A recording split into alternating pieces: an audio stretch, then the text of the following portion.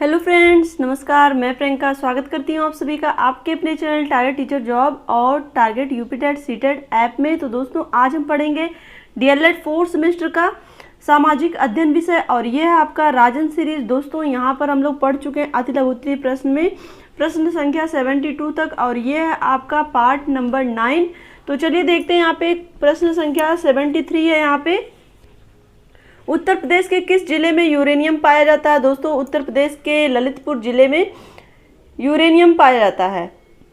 Next question 74 है, प्राकृतिक संसाधन किसे कहते हैं? वे संसाधन जो प्रकृति में मुक्त रूप से पाए जाते हैं, कोयला, पेट्रोल आदि प्राकृतिक संसाधन कहलाते हैं। तो दोस्तों, प्राकृतिक संसाधन कौन से संसाधन होते हैं? कोयला, पेट्रोल और ये सब क्या है? प्राकृतिक संसाधन है जो कि हमें प्रकृति के द्वारा मिले हैं। और दोस्तों, क्वेश्चन नंबर 75 है, उत्तर प्रदेश के किस जनपद में बांध परियोजना स्थित है? बांध परियोजना का नाम भी लिखिए। रिहंद बांध सोनभद्र जिले में स्थित है, रिहंद नदी पे। नेक्स्ट क्वेश्चन देखते हैं। क्वेश्चन नंबर 76 है। यहाँ पे चिपको आंदोलन का किस क्षेत्र में महत्वपूर्ण योगदान रहा? तो दोस्तों, चिपको आंदोलन का वन बचाओ अभियान में महत्वपूर्ण योगदान रहा है। चिपको आंदोलन किससे संबंधित है? वन बचाओ से संबंधित है। दोस्तों, क्वेश्चन नंबर 77 है, जैव विविधता किसे कहते हैं? किसी स्थान विशेष पर पाए जाने वाले विभिन्न जंतुओं और उनकी प्रजातियों की संख्या जैव विविधता कहलाती है। तो दोस्तों, यहाँ पर देखिए, जैव विविधता का मतलब होता है किसी भी पर्टिकुलर विशेष स्थान पर जीवों की जो सबसे अधिक संख्या उस जगह पर पाई जाती है, वही क्या होती है? जैव विविधता होती है। जैसे जो अमेजन के वन है वहाँ पे सबसे अधिक जैव विविधता पाई जाती है, क्योंकि वो जो वन है वो बहुत ही ज़्यादा घने और वहाँ पे बहुत ही अधिक प्रजातियों के जीव जंतु पाए जाते हैं। क्लियर? यहाँ पे देखिए, क्वेश्चन नंबर 78 है, माल्थस का जनसंख्या सिद्धांत बताइए। जनाधिक्य से आश्रित देश में उपलब्ध खाद्य सामग्री की तुलना में जनसंख्या के अधिक होने से है। तो दोस्तों, यहाँ पर देखिए, माल्थस का जनसंख्या सिद्धांत हम लोग डिटेल स्टडी करते समय पढ़े थे, जहाँ पर हमने देखा था कि जनसंख्या गुणे की दृष्टि से बढ़ रही है और जो खाद्य सामग्री है वो 1, 2, 3, 4, 5 इस तरह से बढ़ रही थी। तो दोस्तों, यहाँ पर देखिए, यहाँ पर हमने डिटेल में इसको जब हम लोग क्लास कर रहे थे डिटेल स्टडी वाली, तो उसमें हमने वहाँ पे सारी चीज़ें पढ़ी थी। चलिए आगे देखते हैं। यहाँ पे क्वेश्चन नंबर 79 है, समांतर माध्य ज्ञात करने का सूत्र लिखिए। तो यहाँ पे देखिए, उत्तर है A sigma x/n। Question number 80 है, 1857 के स्वतंत्रता संग्राम के कारण बताइए। तो दोस्तों, ईसाई धर्म का प्रचार, जातिवाद की उपेक्षा, चर्बी लगे कारतूसों का प्रयोग, भेदभाव की नीति, कुटीर उद्योग धंधों का विनाश। तो दोस्तों, ये था 1857 ईस्वी के कारण, स्वतंत्रता संग्राम के कारण। तो आगे चलिए हम लोग देखते हैं। दोस्तों, 1857 भी हमने यहाँ पर देखिए आपको पूरे डिटेल स्टडी कराई है। तो अगर आपने नहीं किया है दोस्तों, तो लिंक आपके लिए डिस्क्रिप्शन में है। अभी भी आपके पास समय है, आप पूरी डिटेल स्टडी करिए। और साथ ही आप जितने भी सीरीज वगैरह वो तो सारी चीज़ें हम लोग पढ़ ही रहे हैं। यहाँ पे देखिए, क्वेश्चन नंबर 81 है, रानी अवंतीबाई कौन थी? रानी अवंतीबाई रामगढ़ के शासक विक्रमादित्य की पत्नी थी, जिनकी मृत्यु के पश्चात अंग्रेजों ने उनका कोई उत्तराधिकारी न होने के कारण उन्हें रामगढ़ से हटा दिया था। तो दोस्तों, यहाँ पर देखिए, क्वेश्चन नंबर 82 है, श्रीमती एनी बेसेंट मूलतः कहाँ की निवासी थी? तो दोस्तों, श्रीमती एनी बेसेंट मूलतः आयरलैंड की निवासी थी। क्वेश्चन नंबर 83, अखिल भारतीय कांग्रेस की स्थापना कब हुई? इसकी स्थापना का श्रेय किसको जाता है? तो अखिल भारतीय कांग्रेस की स्थापना 1885 को हुई थी तथा इसकी स्थापना का श्रेय A.O. ह्यूम को जाता है। अब दोस्तों, यहाँ पर देखिए, क्वेश्चन नंबर 84, सविनय अवज्ञा आंदोलन के प्रमुख कार्यक्रम बताइए। 12 मार्च 1930 को नमक सत्याग्रह की शुरुआत, 6 अप्रैल 1930 को नमक कानून तोड़ा गया। तो दोस्तों, सविनय अवज्ञा आंदोलन जो है वो नमक कानून तोड़ने से संबंधित है। अब दोस्तों, यहाँ पर देखिए, क्वेश्चन नंबर 85, मानसूनी जलवायु की सबसे बड़ी विशेषता लिखिए। इसमें ऋतुओं में बदलाव के अनुसार जलवायु दशाओं, तापमान, वायुदाब, हवाओं की दिशा, वर्षा आदि में भी बदलाव होते हैं। तो ये मानसूनी जलवायु की सबसे बड़ी विशेषता होती है। क्वेश्चन नंबर 86 है, जनगणना 2011 के अनुसार भारत में स्त्री पुरुष अनुपात क्या था? तो दोस्तों, जनगणना 2011 के अनुसार भारत में स्त्री पुरुष अनुपात 943, 1000 पुरुषों पर महिलाओं की संख्या थी। तो दोस्तों आगे चलिए देखते हैं हम। क्वेश्चन नंबर 87 है, 2011 की जनगणना के अनुसार भारत में जनसंख्या का घनत्व क्या है? तो दोस्तों जो 2011 की जनगणना के अनुसार भारत में जनसंख्या घनत्व 382 व्यक्ति प्रति वर्ग किलोमीटर है। यहाँ पे देखिए क्वेश्चन नंबर 88 है, जनसंख्या की दृष्टि में विश्व में भारत का कौन सा स्थान है? तो दोस्तों जनसंख्या की दृष्टि में विश्व में भारत का दूसरा स्थान है। यहाँ देखिए क्वेश्चन नंबर 89 है, भारत में सर्वाधिक साक्षरता वाला राज्य कौन सा है? केरल है। तो दोस्तों यहाँ पे देखिए क्वेश्चन नंबर 90, निम्न राज्यों में से कम जनसंख्या घनत्व किस राज्य में है? तो अरुणाचल प्रदेश में। दोस्तों क्वेश्चन नंबर 91 है, भारत में ग्रामीण जनसंख्या का प्रतिशत क्या है? 68.8% ग्रामीण जनसंख्या का प्रतिशत है। क्वेश्चन नंबर 92 है, किस राज्य में जनसंख्या घनत्व न्यूनतम पाया जाता है? तो दोस्तों राजस्थान राज्य में जनसंख्या घनत्व न्यूनतम पाया जाता है। क्वेश्चन नंबर 93, किस राज्य में महिला साक्षरता सर्वाधिक पाई जाती है? तो दोस्तों महिला साक्षरता सर्वाधिक केरल में पाई जाती है और केरल में ही सर्वाधिक लिंगानुपात महिलाओं का है। और दोस्तों यहाँ पर देखिए क्वेश्चन नंबर 93, 2011 की जनगणना के अनुसार भारत में लिंगानुपात कितना है? तो 943। क्वेश्चन नंबर 95 है, वर्तमान में भारत में जन्म दर तथा मृत्यु दर प्रति हजार कितनी है? तो दोस्तों जन्म दर 21.8 प्रति हजार तथा मृत्यु दर 7.1 प्रति हजार है। आप ये आंकड़े जरूर याद रखिएगा, 21.8 और 7.1, जन्म दर 21.8 और मृत्यु दर 7.1, ये आप याद रखिएगा। चलिए क्वेश्चन नंबर यहाँ पे 96 है, 2011 की जनगणना के अनुसार भारत की साक्षरता दर कितनी है? तो 73.0 है।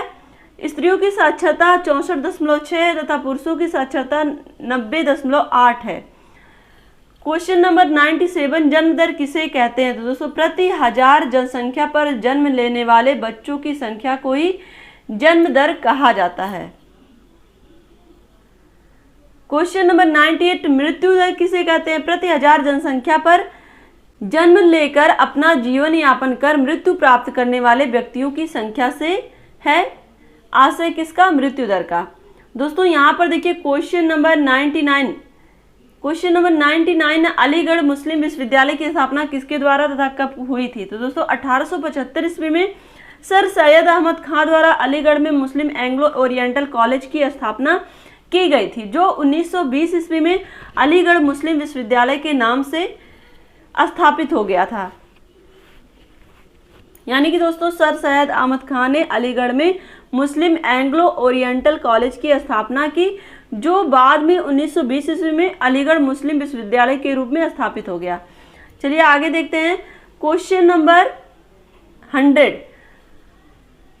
दोस्तों यहाँ पर देखिए, आप इसी तरह से केवल इस क्वेश्चन को ना देखिए कि अलीगढ़ मुस्लिम विश्वविद्यालय, आप इसको इस तरह से भी देखिए कि अगर आपको सर सैयद अहमद खां के विषय में लिखने के लिए आ जाए तो ये सबसे महत्वपूर्ण पॉइंट होगा कि उन्होंने अलीगढ़ मुस्लिम एंग्लो ओरिएंटल कॉलेज की स्थापना की। तो ये दो दृष्टिकोण से क्वेश्चन इंपॉर्टेंट हो जाता है। अगर आपसे सर सैयद अहमद खां के विषय में पूछे तब भी आपको ये लिखना है, अगर आपको अलीगढ़ मुस्लिम विश्वविद्यालय के विषय में भी पूछे तब भी आपको ये लिखना है। क्लियर?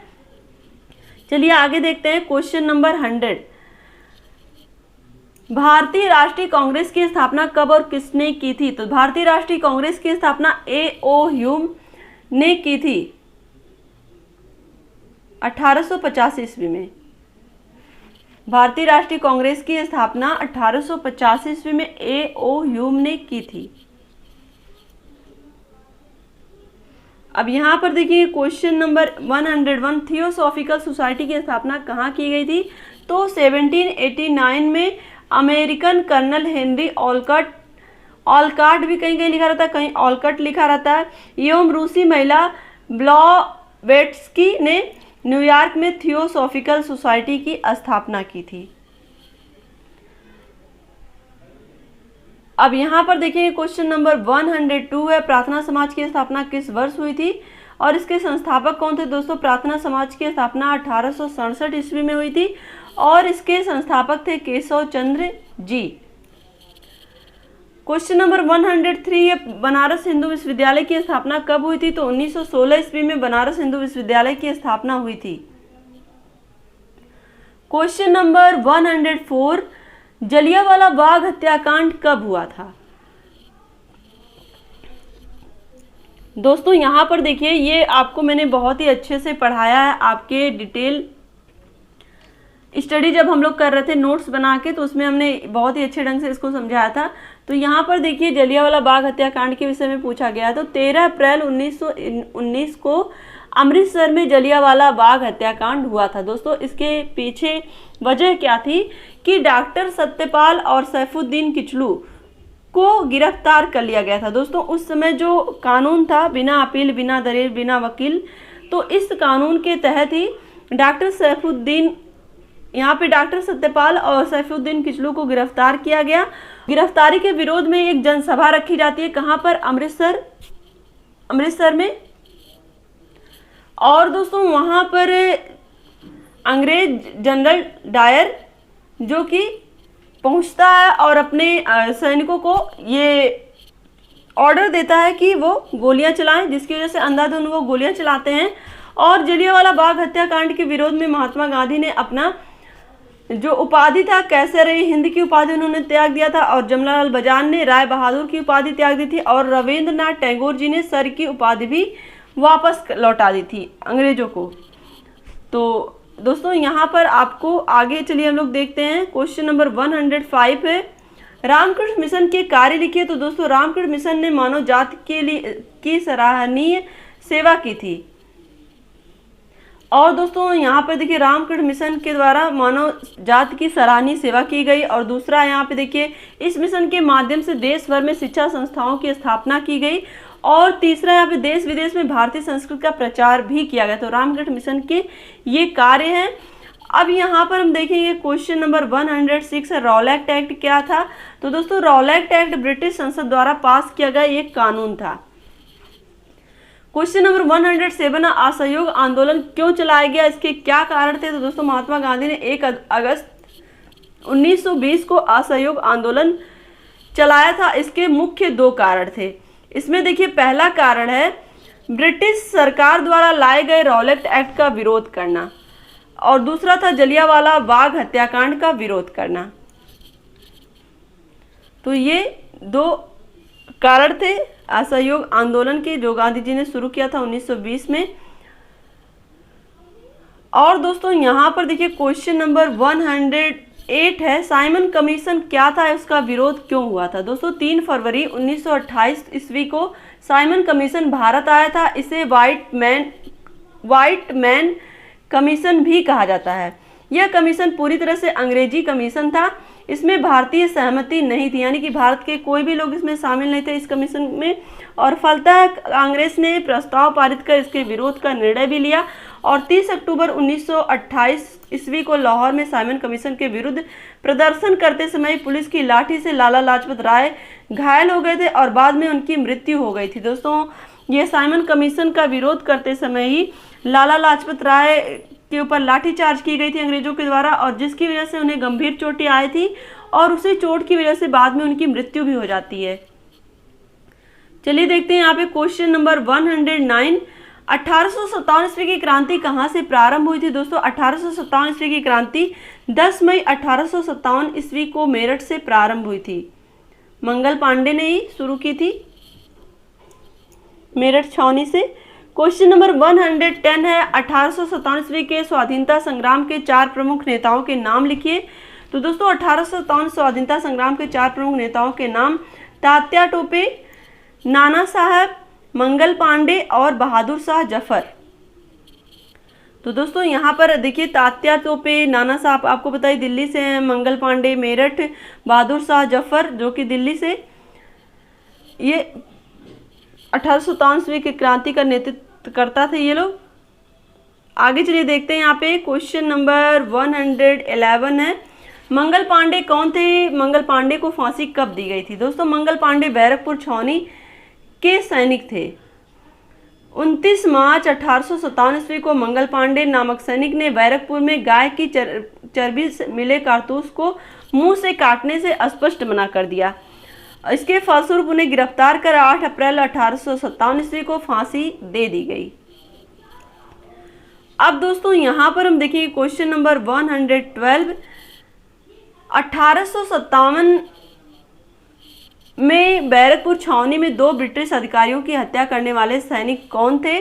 तो ये थे मंगल पांडे। यहाँ पे देखिए क्वेश्चन नंबर 113 है, बहादुर शाह जफर कौन थे? अंतिम मुगल सम्राट दिल्ली के शासक बहादुर शाह जफर थे। और दोस्तों आपको मैंने बताया भी कि बहादुर शाह जफर ही 1857 की क्रांति का नेतृत्व भी कर रहे थे।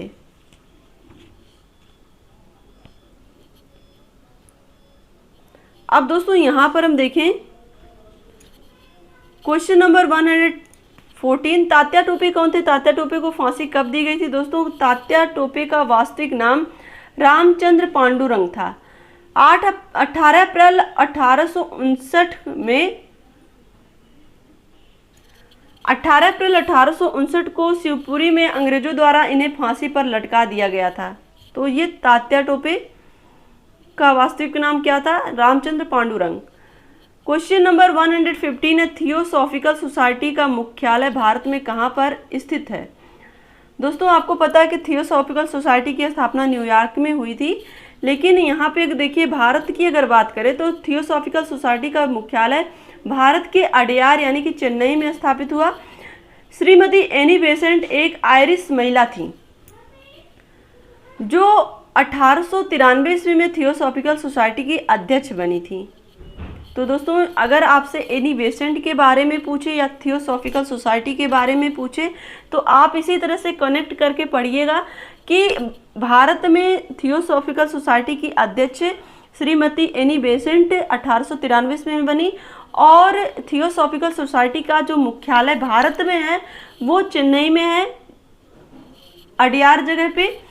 और यहाँ पे देखिए क्वेश्चन नंबर 116, आर्य समाज के प्रमुख ग्रंथ का नाम लिखिए, इनकी रचना किसने की थी? तो दोस्तों आर्य समाज के प्रमुख ग्रंथ का नाम सत्यार्थ प्रकाश है और जिसकी रचना स्वामी दयानंद सरस्वती ने की थी। यहाँ पे इस तरह से कनेक्ट करिएगा, सत्यार्थ प्रकाश सरस्वती। क्लियर? दयानंद सरस्वती आप क्लियर कर ही ले जाएंगे तो सत्यार्थ प्रकाश सरस्वती। क्लियर? आर्य समाज के प्रमुख ग्रंथ का नाम सत्यार्थ प्रकाश है और इसकी रचना स्वामी दयानंद सरस्वती ने की है। क्लियर? तो दोस्तों आज के लिए बस इतना ही। वीडियो को लाइक करिएगा, अपने दोस्तों के साथ शेयर करिएगा और अगर आप चैनल पे नए हैं तो प्लीज़ चैनल को सब्सक्राइब जरूर कर लीजिएगा। आपके लिए वीडियो की लिंक यानी कि आपके लिए डिस्क्रिप्शन में हिंदी, सामाजिक अध्ययन और शांति शिक्षा एवं सतत विकास इन सब के जो भी नोट्स बना के पढ़ाया गया है उन सब की वीडियो की लिंक आपको डिस्क्रिप्शन में मिल जाएगी। तो आप इसके अलावा चैनल की प्लेलिस्ट में भी आपको लिंक मिल जाएगी, तो आपको जहाँ भी सुविधा हो वहाँ से अपनी स्टडी करिए। अब मेहनत करिए दोस्तों, आपका एग्जाम आने वाला है। तो आज के लिए बस इतना ही। वीडियो को लाइक शेयर सब्सक्राइब जरूर करिएगा। मिलते हैं नेक्स्ट वीडियो में। Take care, bye bye, love you all, जय हिंद।